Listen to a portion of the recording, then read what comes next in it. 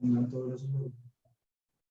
buenos días. Hoy vamos a hablar de un tema que es bastante común en nuestro día a día, que es ver el acromion. ¿Sí? Usualmente los pacientes cuando hay lesión de manguito rotador consultan por dolor de hombro, pues el acromion siempre es un actor en esta enfermedad. Ya veremos qué tan importante lo es durante la conferencia y pues me alegra mucho ver a todos esas personas que nos van a hablar sobre ese tema de la mañana de hoy. Empezamos con el doctor Abelardo Camacho. Doctor Abelardo, bienvenido.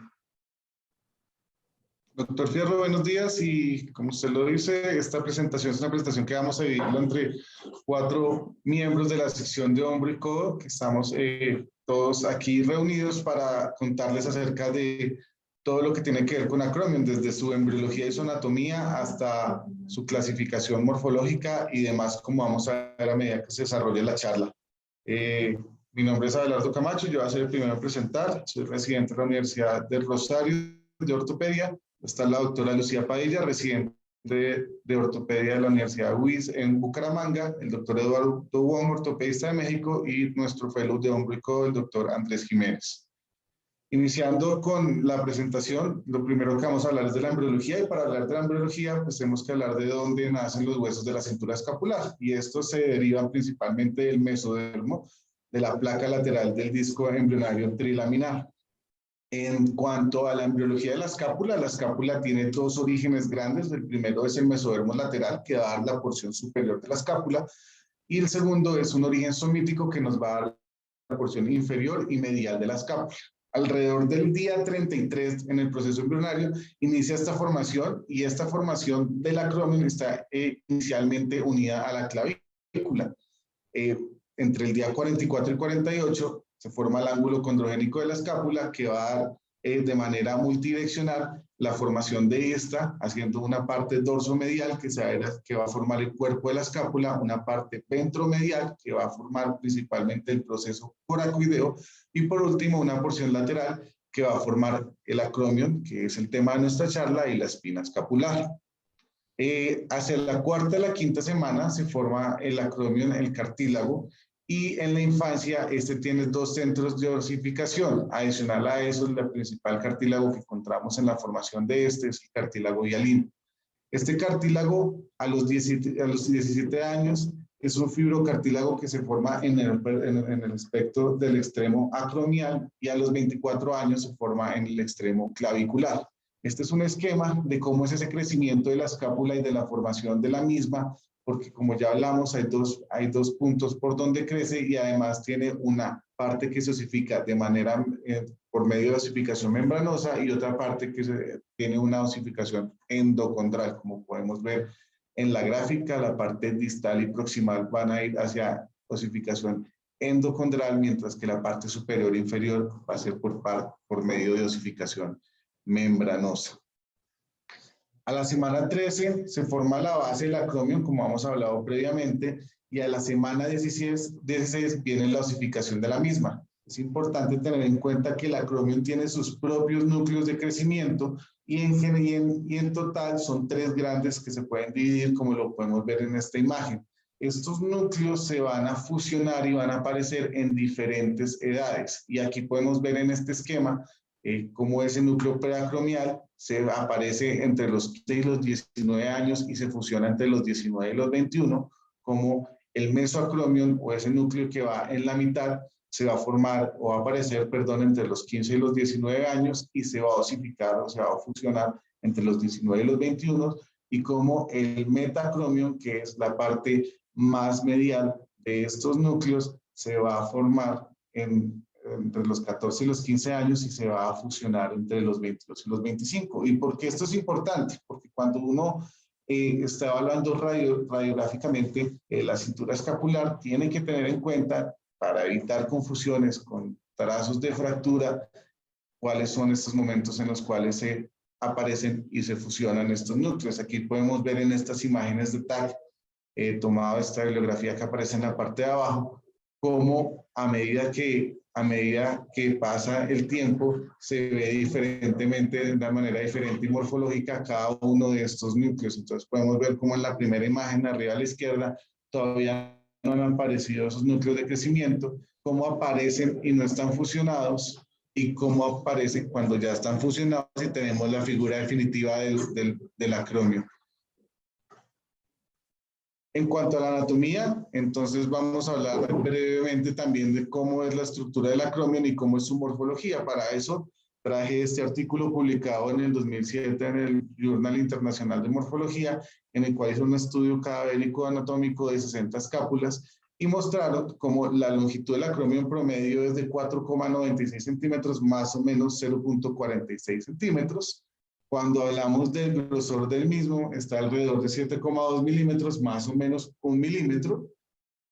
En cuanto a su proyección anterior, tiene una distancia de aproximadamente 4,11 centímetros, más o menos 0,42, y cómo mantiene sus relaciones óseas con los principales procesos anatómicos con los cuales mantiene relación. El primero es la relación que tiene entre su estructura y el coracoides, que está a una distancia de más o menos 3,8 centímetros, y la distancia con la glenoides, que es de aproximadamente 2,95 centímetros. Adicional a eso, tiene unas estructuras anatómicas ligamentarias que están en estrecha relación con el mismo, como lo son los ligamentos acromoclaviculares, que son dos principalmente, uno superior, uno inferior, un ligamento coracoacromial y además unos ligamentos coracoclaviculares que no están directamente unidos al acromion, pero hacen parte importante de la biomecánica de esta parte y de la articulación acromoclavicular, como son los ligamentos conoide y trapezoide. En esta imagen mostramos un esquema anatómico en el cual se observan estos ligamentos de los cuales acabamos de hablar previamente.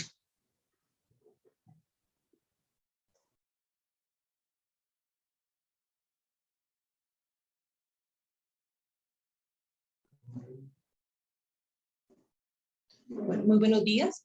Entonces, ya una vez hablando la forma importante sobre la anatomía de esta estructura, hay diferentes estudios en los cuales evalúan sobre las diferentes características morfológicas dependiendo de cada uno de los seres humanos y qué implicación tiene esto a nivel estructural y si esto produce o no alguna alteración.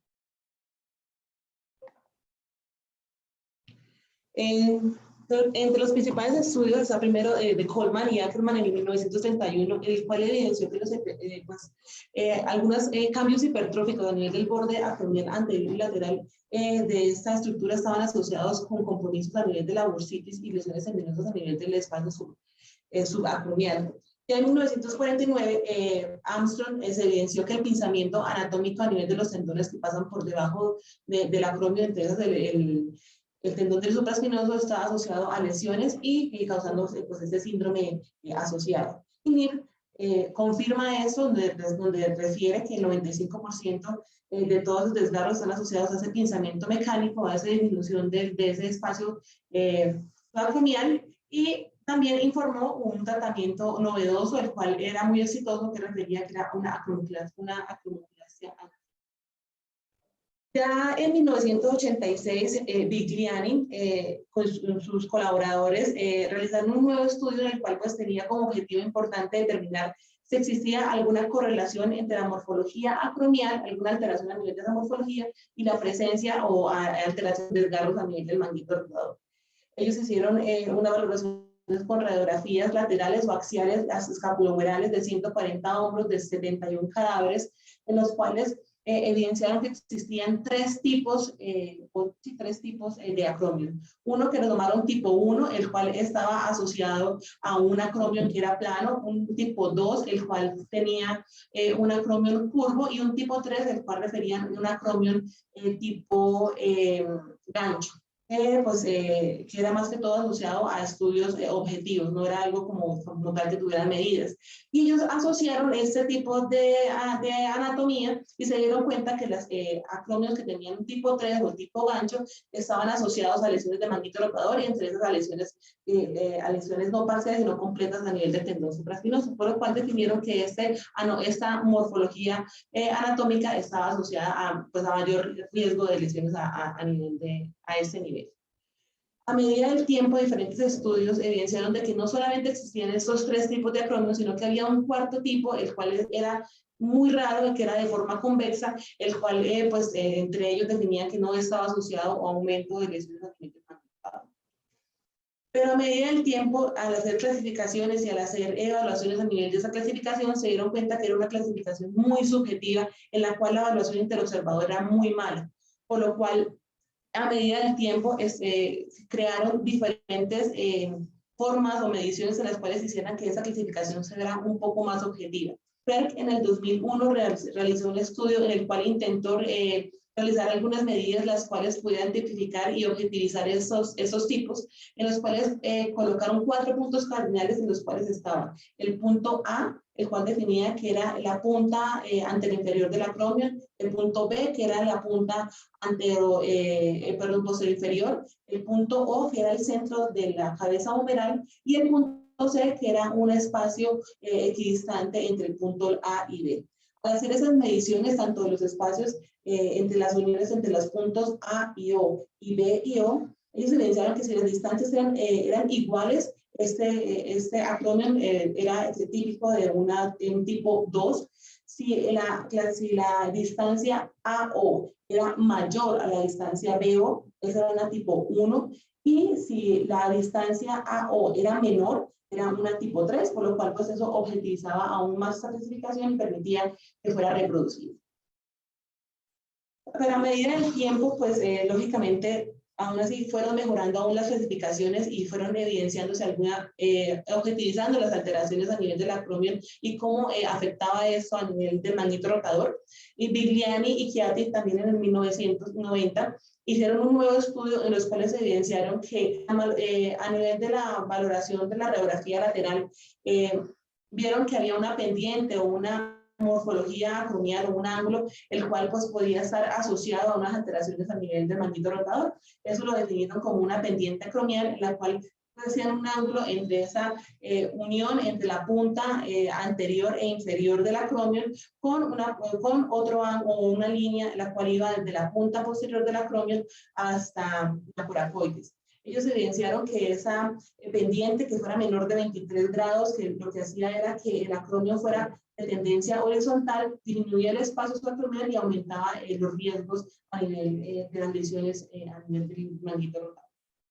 Ya Nifeler, evaluando radiografías a nivel de AP, él evidenció que la sobreposición o el cubrimiento del acromion hacia el lateral sobre la cabeza humeral también se asociaba a pacientes que tenían alteraciones a nivel o que tenían mayor riesgo de lesiones a nivel del manguito, por lo cual ellos en una radiografía de hombro AP con una posición neutra del brazo intentaron realizar un índice a nivel de un índice acromial, en lo cual pues medían la distancia de la cabeza humeral y la distancia del acromion desde el borde de la glenoides hasta la punta del acromion. Evidenciaban que los pacientes que tenían un índice mayor de 0,7 tenían un mayor cubrimiento a nivel de ese tendón del supraespinoso, por lo cual aumentaban el riesgo de lesiones. Pero, ¿qué es lo importante o por qué es importante estos índices o estos niveles a la hora de definir el futuro de un hombro y definir el riesgo de que tengan alteraciones a nivel del manguito rotador? Bueno, ellos evaluaron todos esos índices y todos esos ángulos asociados al ángulo crítico del hombro, del cual se va a hablar más adelante, y evidenciaron que ellos producen una alteración anatómica muy importante y una alteración en las fuerzas musculares, los cuales lo hacían más propenso a que sufrieran algunos daños. Ellos evidenciaron que también esos índices estaban asociados no solamente a la distancia o a la longitud del acromion, sino a la angulación que tenía a nivel de las glenoides, lo cual alteraba la posición de la cabeza humeral. Por lo cual, pues no solamente el acromion es muy importante a la hora de definir ese espacio subacromial, sino que también va a estar definido por ese ángulo glenoideo. Por lo cual, los pacientes que tengan un ángulo glenoideo menor a menos 7, asociado al ángulo tangencial de la espina de la escápula, están asociados a que tengan un espacio acromial más grande, pero un espacio articular más pequeño, asociado más que todo a que tengan alteraciones a nivel de la artrosis glenohumeral, y los pacientes que tengan una índice glenoideo mayor o por encima de 15 grados están asociados a una disminución del espacio glenohumeral, como vemos acá en la fotografía, lo cual es asociado a que el paciente tenga un mayor riesgo a nivel de lesiones del manguito rotador. Otra cosa muy importante y teorías asociadas a esos cambios morfológicos entre los pacientes es que esa morfología altera también los factores de las fuerzas que están asociadas a nivel de la compresión y a nivel del sostén de la cabeza humeral. Estos pacientes que tengan, como vemos acá, acromion, que sean un poco, bueno, todos sabemos que las funciones del deltoides y la función del deltoides es aumentar o permitir la elevación de la abducción del brazo. Y además de eso, el manguito rotador tiene como funciones de estabilizar y de comprimir esa cabeza a nivel de la rinoides. Pero si existen algunas alteraciones a nivel de esa morfología, van a existir alteraciones, lógicamente, a nivel de los vectores de todas las fuerzas musculares. Por lo cual, si el tamaño del acromion es muy grande, va a alterar ese vector, el cual tiene el deltoides, lo cual va a hacer que ese vector a nivel de la elevación de la cabeza sea mayor, por lo cual aumente o disminuya, perdón, ese espacio que se encuentra entre la parte inferior del acromion y la cabeza humeral, lo cual aumente el riesgo de lesiones y aumente el riesgo de las lesiones a nivel del tendón del supraespinoso y del manguito rotador. Por lo cual hay que ser muy quisquillosos a la hora de evaluar las radiografías y evaluar la anatomía del paciente para definir qué procedimientos debemos realizar y además de eso, qué vigilancia hay que hacer pues, con todos los casos en los cuales la anatomía no es la usual. Muchas gracias.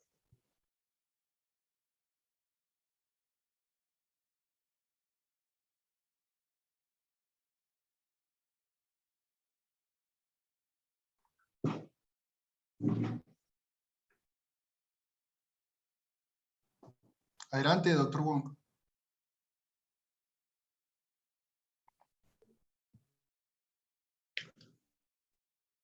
Listo. Bueno, ha existido mucho la controversia respecto a la lesión del mango rotador en cuanto al pinzamiento subacromial. Por definición, el síndrome se caracteriza por una irritación y una posterior degeneración del manguito rotador causada por las componentes del arco acromial. Como ya se había comentado, la lesión del mango rotador está dado por varias fisiopatologías, que una son los componentes extrínsecos y otros intrínsecos. La teoría que se da por el pinzamiento está dada principalmente por una deformidad en la región del acromio. Esto va a alterar tanto anatómica como biomecánicamente las estructuras. Sabemos que puede existir una deformidad a nivel de la porción del acromio, también presentar un osteófo o una deformación de la región del acromio, una alteración en la cinemática escapular, esto por la alteración de los músculos tanto pectorales, de la cápsula y también de la región glenoidea. Charles Neal, en el año de 1972, a través de su artículo popularizado, él refiere que al presentar una lesión del mango rotador por la presencia de un osteófo en la región de la parte inferior del acromio. Esto proporciona una lesión, el cual popularizó y dándole esto a lo que es el síndrome del pinzamiento subacromial. Neal, con este tipo de lesión, clasificó las lesiones del pinzamiento subacromial en 13 estadios. Como sabemos, la primera etapa pues, provocó un edema, una hemorragia en pacientes menores de 25 años y esta puede ser reversible.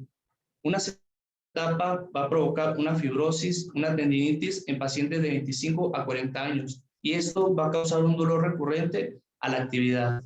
En la etapa 3, él refiere que va a presentar un espolón óseo y esto provoca una ruptura en pacientes mayores de 40 años con una discapacidad progresiva. Se ha comentado que el espolón o el pinzamiento subacromial se puede realizar una descompresión en aquellos pacientes que presentan dolor mayor a 6 meses, un dolor que a pesar de la terapia no funciona. Además, los signos como son el hacking, el NIR y el YOP, y también en aquellos pacientes que durante la infiltración no hay una mejoría, también refieren que signos radiológicos específicos puede ser tratado el paciente a través de una descompresión subacromial.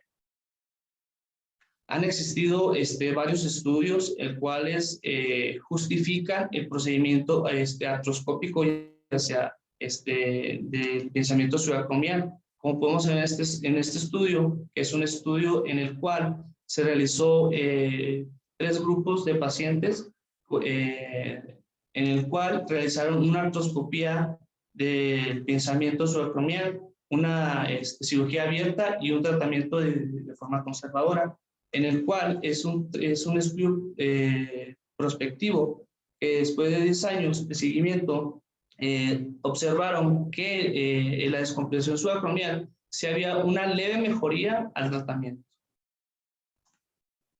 Tenemos este estudio que se realizó en China, en el cual es un metaanálisis, el cual se valoró 85 pacientes, de los cuales por medio de una base de datos de PubMed, Medline y Cochrane se realizaron la toma de datos de los pacientes, en cuales de igual forma se realizaron 3 grupos, en el cual se realizó una descompresión vía artroscópica, una abierta y una sin tratamiento. Y después se obtuvieron los estudios postoperatorios, en el cual en las escalas pues, hubo una insignificante mejoría en la descompresión subacromial.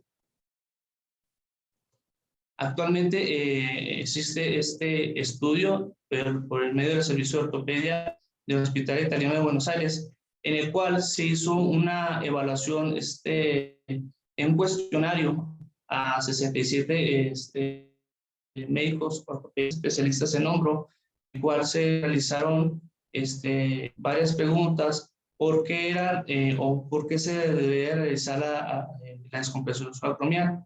Ellos justifican en un 87% que ellos sí la realizan, y la realizan por medio artroscópico en un 97% de los resultados. Justifican por qué debe realizarse, porque tiene una mayor visualización y además puede liberar algunas estructuras en el espacio.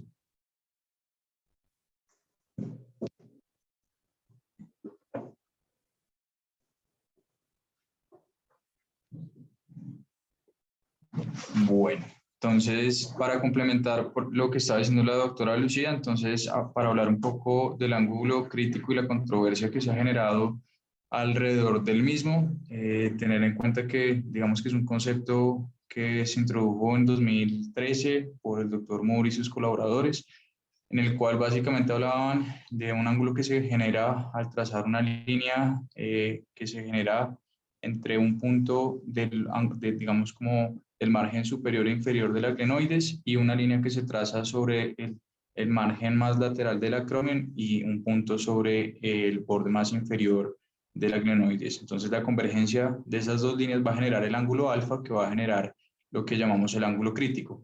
Este estudio realmente fue un estudio observacional que se generó, digamos, un estudio radiológico, incluyó más o menos como 59 pacientes, y lo que, digamos, nos brindó fue que en este estudio se evidenció, o ellos dividieron tres grados de ángulos críticos de acuerdo a sus hallazgos observacionales, y fueron que con ángulos menores a 30 grados se observó que los pacientes tenían una asociación con osteoartrosis, unos ángulos en grado 2, donde los ángulos en general entre 30 y 35 grados se consideraron normales, y un grado 3, donde los ángulos mayores a 35 grados se tenía una asociación a, digamos, como a lesiones de manguito rotador. En digamos que la importancia que ellos veían era que la variación que se podía tener en la rotación en radiografía podía alterar esta medición, y en general, digamos, como angulaciones mayores a 20 grados en la toma de la radiografía podía aumentar, digamos, en gran medida, pues, la medición del mismo, alterando pues la medida y el grado del mismo. Entonces, lo que ellos definieron es que un ángulo crítico con una medición mayor a 35.3 grados tenía una relación para ellos con una lesión de manguito rotador. De acuerdo a este estudio, de ahí en adelante, pues se vino desarrollando, digamos, como, digamos, esta polémica en cuanto a la lesión o a esta asociación de este ángulo con lesiones de manguito rotador, que es lo que vamos a ver acá en adelante.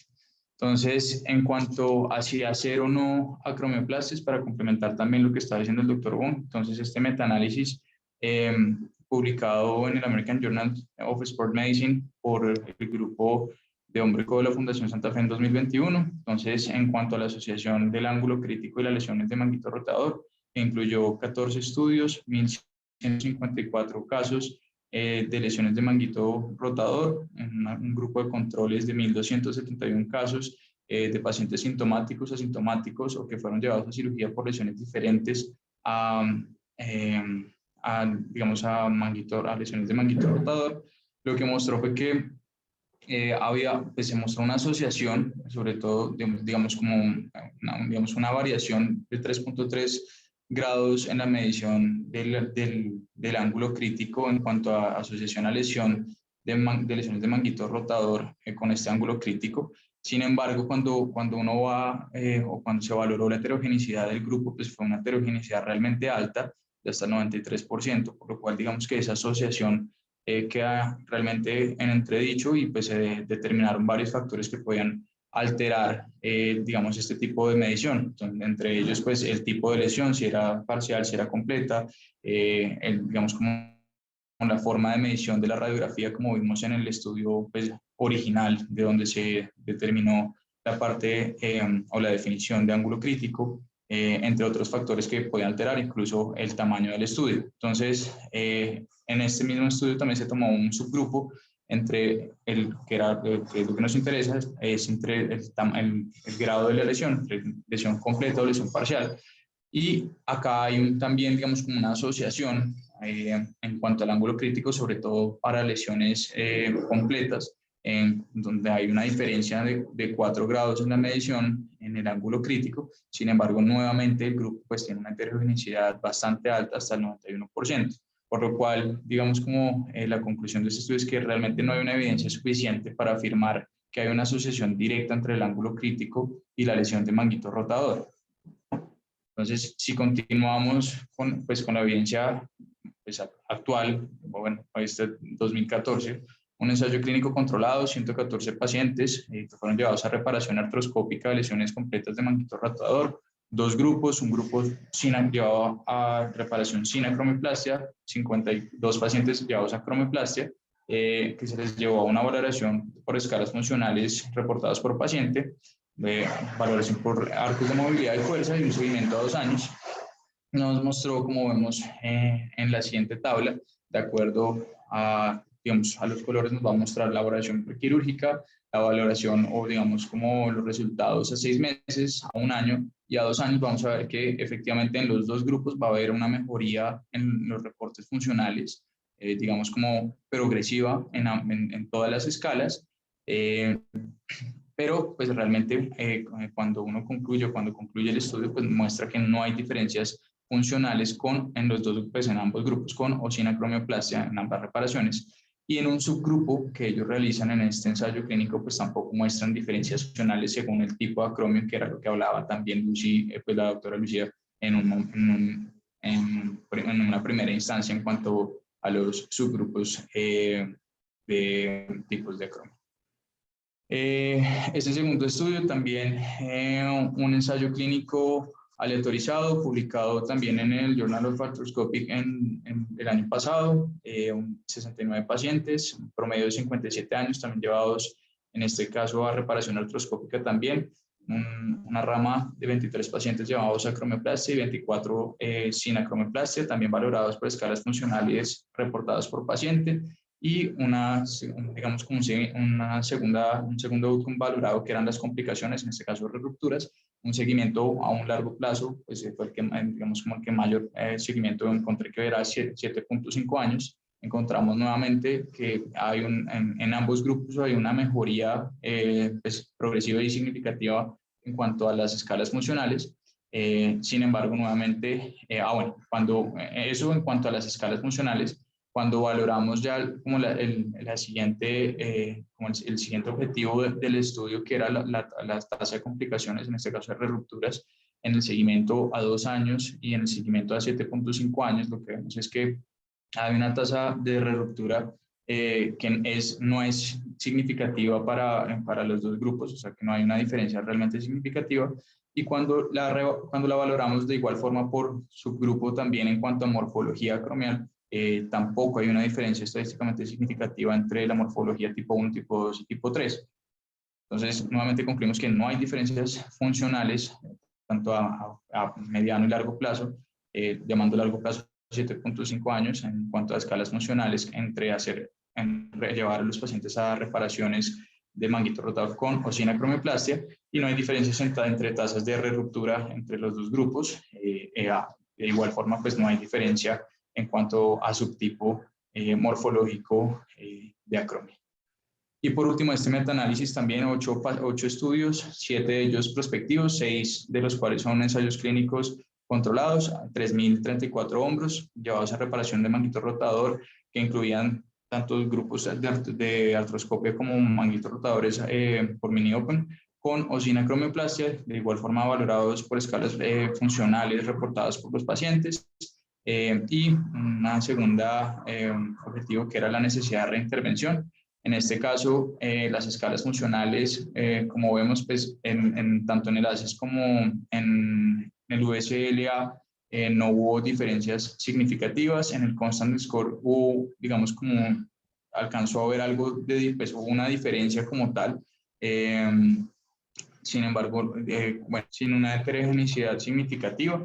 Y cuando vemos, digamos, como la parte de complicaciones asociadas, pues no hubo una diferencia importante. Entonces, para ellos ya en la conclusión final, a pesar de que hubo cierta diferencia en el Constant Score, no hubo una diferencia funcional significativa al final, por lo cual nuevamente concluyen que entre realizar o no acromioplastia no lleva a una diferencia funcional significativa, y no hay diferencias tampoco en tasas de reintervención entre hacer o no hacer acromioplastia.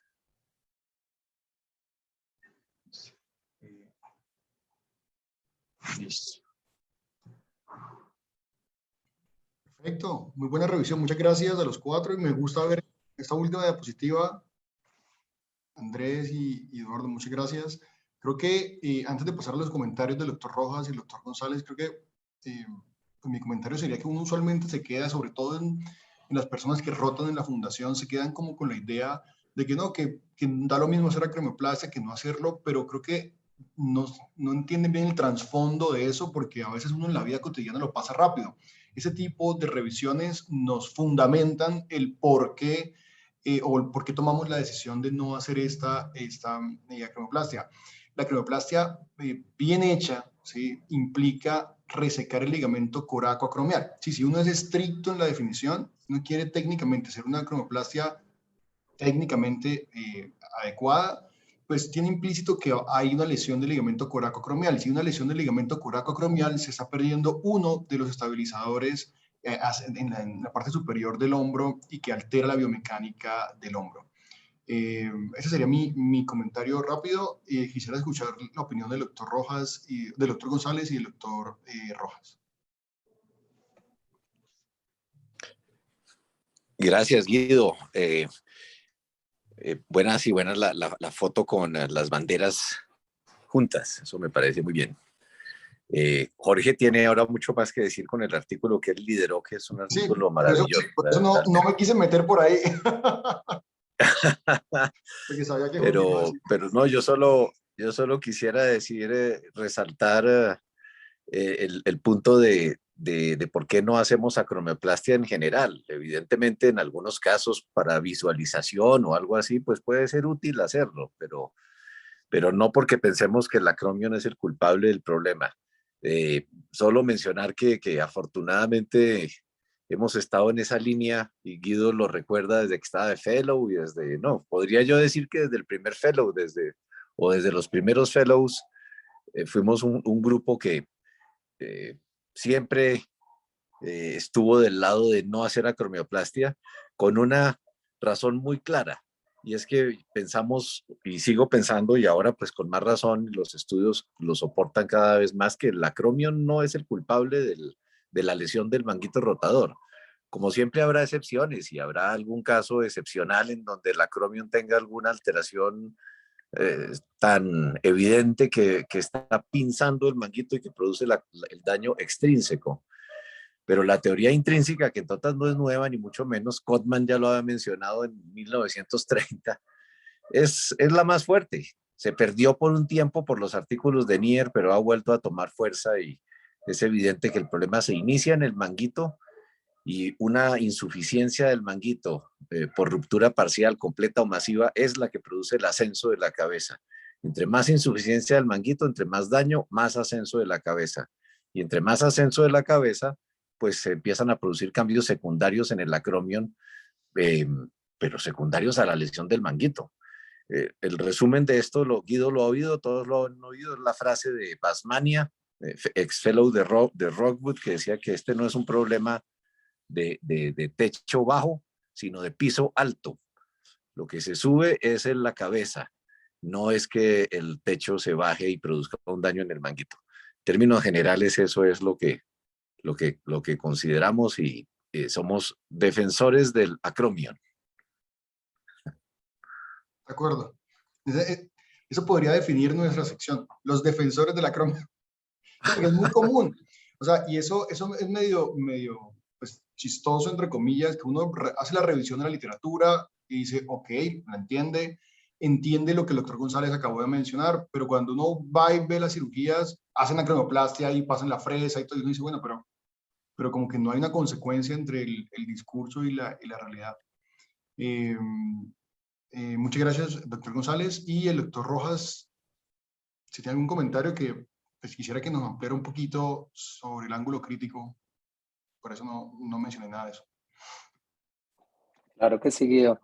Un tema bastante controversial y creo que el punto principal es que esta es una cirugía que lo más importante es que creo que la hemos generalizado como one size fits all, una única talla para todo el mundo, para hacer la cromioplastia a todo el mundo, como una cirugía de un código adicional en la cirugía de reparación del manguito rotador, y creo que eso nos ha llevado conceptualmente a equivocarnos con respecto a la cromioplastia. Yo estoy de acuerdo que desde esa perspectiva definitivamente ese no es el abordaje, pero también creo que es importante matizar esto en el punto de que no quiere decir que nunca hagamos acromioplastia, y creo que hay pacientes en los que definitivamente la acromioplastia está indicada y lo hacemos, no necesariamente en el contexto de manguito rotador, sino especialmente en el contexto de pinzamiento subacromial en pacientes que tienen dolor subacromial y que tienen una causa específica, por ejemplo, un espolón, un spur en el espacio subacromial, y que se han mejorado, por ejemplo, con una infiltración y vuelven con síntomas, o pacientes que durante la artroscopia vemos que hay claros signos de pinzamiento, que uno ve abrasión en el acromion, que uno ve un ligamento coracoacromial engrosado. En esos casos muy específicos, yo creo que los pacientes se podrían beneficiar de este procedimiento, y los experimentos clínicos que ahorita pues no nos responden la pregunta, porque los experimentos clínicos están respondiendo a la pregunta de si hacerlo rutinariamente sirve o no, que es como coger a todo el mundo y aleatorizarlo sí o no a cromioplastia, y creo que uno tiene que ser muy consciente de que la pregunta es diferente. La pregunta de esos experimentos es: ¿hacer o no acromioplastia de manera rutinaria a cualquiera sirve o no? ¿O mejora los desenlaces o no? A decir, la acromioplastia no sirve para nada en ningún caso. Y creo que esa es la primera aclaración que yo quisiera hacer. El segundo punto es el del ángulo crítico, y es como achacarle a la morfología del acromion las rupturas del manguito rotador, que eso es otra historia. Eso es ponerle más como la parte de etiología, es decir, esto es porque el acromion tiene cierta forma. Y en lo del ángulo crítico, pues nos quedamos un poquito cortos en este momento, porque a pesar de que podría haber una asociación, es difícil demostrarle. Eso fue lo que mostramos con el metaanálisis. Un grupo que fue el grupo de Gerber lo describió inicialmente, y después cuando la gente empezó a replicarlo, pues empezamos a encontrar una heterogeneidad grandísima en muchas cosas, y esto es muy importante que ustedes se lleven el mensaje de que a pesar de que no sabemos si está asociado o no, porque justamente la heterogeneidad de los estudios es grande. Yo no sé si ustedes vieron ese forest plot que hicimos, va como así. Hay estudios que dicen que la diferencia es hasta 6 grados, hay estudios que dicen que la diferencia es menos de 1 grado. Es porque justamente el método de medición de este ángulo crítico es crítico. Si uno rota la radiografía, y hay estudios de eso que muestran que la rotación de la radiografía, tanto en el plano anteroposterior como en inclinación, puede afectar como hasta en 2 grados la medición. Es decir, que el error de medición de este método casi que está cerquita a la diferencia que nosotros encontramos de 3 grados. Nosotros encontramos una diferencia sumada de 3 grados, y esa diferencia de 3 grados puede estar incluso en el error de medición de este método, porque ese ángulo tan sencillo que se ve ahí está afectado por la rotación de la escápula una cantidad. O sea que en realidad la simple asociación matemática de decir son tantos grados más, pues la verdad es que en este momento es debatible, porque lo que encontraron Gerber y quienes lo escribieron no ha sido reproducible. Como ustedes ven, mire la diferencia en todos los estudios, y los demás estudios no han logrado reproducir de manera similar esos resultados. Entonces, ¿qué pasa con el ángulo crítico? Lo que pasa con el ángulo crítico es que no sabemos si de verdad los pacientes que tienen rupturas de manguito rotador tienen un ángulo crítico más grande, porque la evidencia es demasiado heterogénea, y como ustedes se dan cuenta va de 0.3 en unos estudios a 6 grados en otros estudios. Entonces, hasta que no tengamos estudios que metodológicamente digan, miren, nosotros controlamos, y de hecho, otro punto, en los estudios que controlaron de verdad rotación y todo eso, esos estudios encontraron menos diferencia. O sea que la diferencia grande es más en los estudios que no controlaron rotaciones, que tomaron cualquier radiografía, que tomaron en urgencias, por ejemplo, porque hay estudios que hicieron eso. Entonces, hasta que no tengamos estudios muy bien controlados, no vamos a poder responder la pregunta de si sí es mayor o no. Y digamos que hipotéticamente tenemos ese estudio en el que está medido perfectamente y decimos, sí, en efecto, hay un mayor ángulo crítico en los pacientes con rupturas del manguito rotador. Dar el salto de ahí a decir es que tenemos que acortar el ángulo crítico para hacer una acromioplastia para evitar que esto pase, pues está como difícil, porque ese hacer el salto de una simple asociación estadística o matemática a una asociación causal, de decir esto es la causa de la ruptura. Y por eso yo creo que estamos años luz en decir que el ángulo crítico es útil como lo estaban planteando, en el sentido de hacer terapéutica, de decir, ok, como el ángulo crítico está grande, entonces acortémoslo con una acromioplastia porque eso va a hacer tal y tal cosa. Pues de ahí estamos lejísimos, porque incluso la simple asociación estadística o matemática pues está embolatada, como ustedes ven en este estudio. Entonces con el ángulo crítico estamos ahí sin saber. En realidad yo creo que todavía hay espacio para hacer más estudios bien controlados, para ver, controlando la rotación de las radiografías y controlando la medición, y seleccionando muy bien los pacientes, porque estos estudios también tenían problemas de selección, para ver si de verdad el ángulo crítico es más grande y si de verdad eso podría tener una asociación causal. Entonces, esa es el punto con el ángulo crítico en este momento. O sea que en este momento las personas que hagan acromioplastia por el ángulo crítico, creo que están haciendo algo que no está soportado de ninguna manera, que es muy teórico en su concepto. Muchas gracias, doctor Rojas. Creo que me gustaría hacer más comentarios, pero honrando el tiempo y que todos tenemos una reunión ahorita a las 7, creo que lo haremos durante la consulta, ahorita más tarde. ¿Alguien tiene alguna pregunta rápido, algún comentario? Si no, dejamos acá. Listo, entonces nos vemos la próxima semana. Que estén bien, muchas gracias. Chao.